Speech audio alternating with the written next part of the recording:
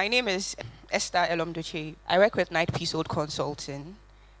So basically, we are a geotechnical engineering firm, and we offer environmental services as well.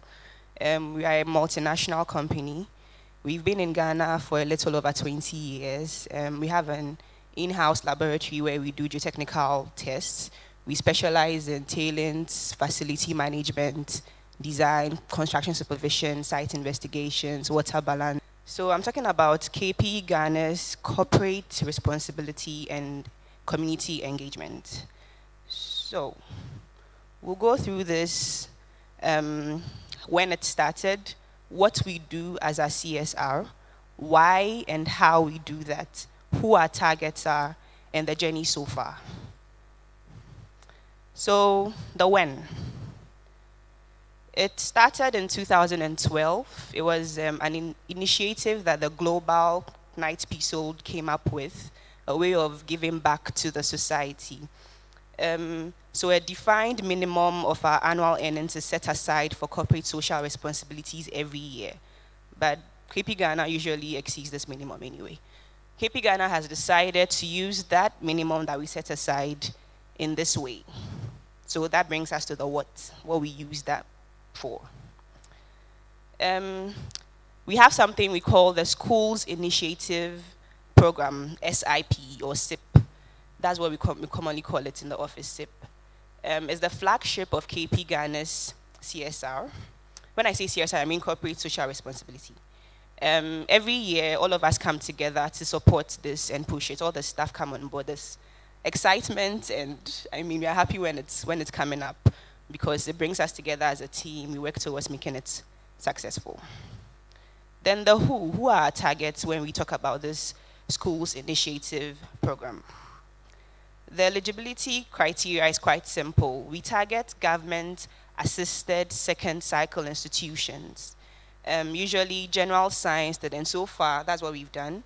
General science students who are preparing to enter into tertiary institutions. We've had the privilege of working with so many schools.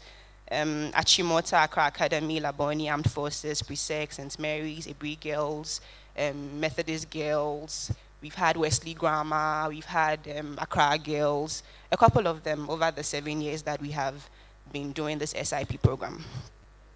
So why do we bother bringing all of these people on board? Why do we target the second cycle institutions, the general science students who are getting ready to enter tertiary institution? We do this because we want to educate the local high school students about engineering through a series of presentation and friendly hands-on competitions. And then we've seen that there's a very wide career guidance void in our second cycle institutions. Like, you are going to write your WAIC, you have to choose the schools you want to go to, buy forms, and choose the course you want to do. But most people are not guided. Like, you don't know what you want to do. You see a course, you just see, oh, the cutoff mark is maybe 6. It's called petroleum engineering. What is petroleum engineering all about? After I graduate from school, what are the career opportunities that await me? There's that big void. We don't have people who are counseling us in second cycle institutions, giving us advice as to what to pick, where your strengths are, what you should think about choosing, what your passion is, and things like that. Do you agree with me? Is there anybody here who had such guidance before they went to tertiary institution? Some of you did. Most of you didn't. So there's that void. You agree with me? So that's one of the reasons why we started this initiative, And the third thing is that we want to call the notion that engineering is difficult. The times that when I've met people, they say, oh, what do you do? I'm like, I'm a geological engineer. And yeah, only my dear papa, or something like that. So when we have this kind of interactions with the second, please, I'm not a shaka here like that. So when we have these interactions with the students, they see that it is not rocket science. You don't need 6 heads, 1, 2, 3, 4, 5, 6, yes, 6 heads to do it. They see young, energetic people like us doing it, so they're encouraged that, oh, I can do this too. So the journey so far, 7 years down the line, and we have worked with several schools within the Greater Accra and the Eastern region. We started with debates, we moved on to quizzes, and then 5 or 6 years ago, we did building of bridges, modeling bridges. And then last 2 years, we've concentrated on dam modeling. That's like the TSF that we specialize in, modeling tailing storage facilities or dams in general. So what we do is that we arrange workshops prior to the day of the competition, or when before the students come to present their things to us, we organize a workshop to give them a broad overview of what engineering is all about, to introduce them to the challenge for that year, and then we give them tools to go back to school and practice how to build whatever it is they have in mind. So the day of the competition, we provide them with materials again, and then we watch them, give them time, watch them build, watch them be innovative, watch them do teamwork, watch them think outside the box, watch them use the little time they have to bring something that will blow our minds. Then we've awarded prizes and certificates to participants in the participating schools. We've appreciated the teachers from the participating schools, and we've had very amazing feedback from the students over the years.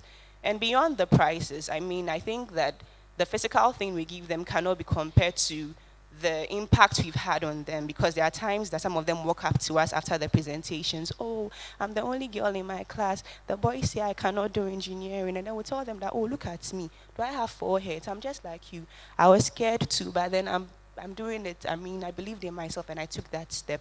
So we've had amazing feedback. There's a story of a boy who apparently wanted to go to UMAT, and he had to meet a panel. Does anybody know how the process for admission in UMAT is? Like, do you have to meet a panel to defend or something? For the masters, but not for undergrad. Okay, but in his case, he had to meet a panel or something. And apparently, what gave him an added advantage was after he told them about his experience with KP's SIP program. And eventually, they brought him on board. Who knew? Maybe if he didn't say that, he wouldn't have got the chance to do that. So,